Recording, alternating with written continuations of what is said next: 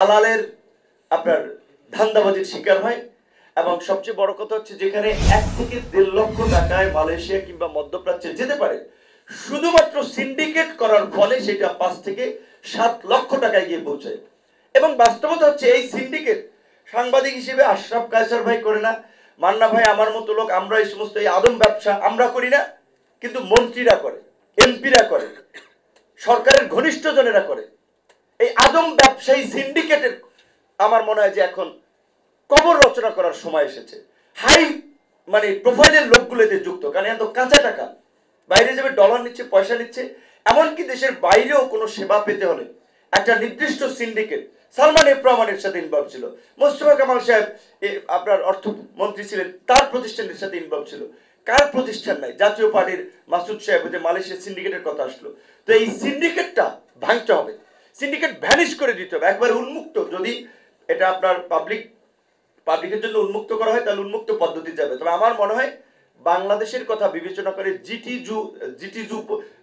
জিটিজু পদ্ধতিতে যদি আমরা পাঠাতে পারি তাহলে সেটা সবচেয়ে বেটার হয়। কারণ অদক্ষ শ্রমিকরা কিংবা অবৈধভাবে কিছু মানে ফাঁক ফোকর দিয়ে গিয়ে নানান ধরনের ওখানে একটা হয়রানির শিকার দরকার নেই। আমাদের যে ওভার পপুলেটেড কান্ট্রি, এখন ডেমোগ্রাফিক ডিভিডেন্ড চলছে, এই তরুণদের কতক্ষণ শক্তি থাকবে?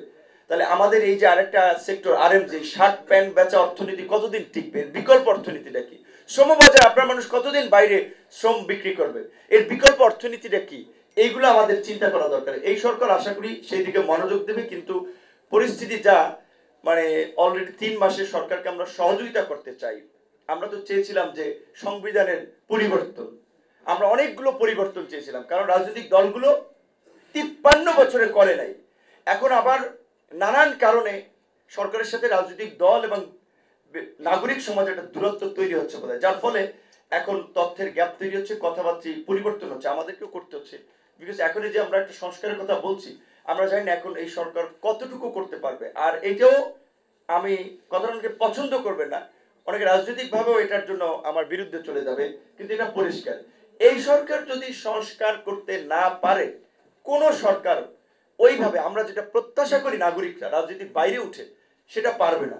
সুতরাং সরকারকে বলবো আপনারা রাজনৈতিক দলগুলোর সাথে সম্পর্ক ধরে রেখে, নাগরিক সমাজের সাথে সম্পর্ক ধরে রেখে জন আকাঙ্ক্ষাকে ধারণ করে সংস্কারের পথে এগিয়ে যান। সংস্কারটা আমাদেরকে করতে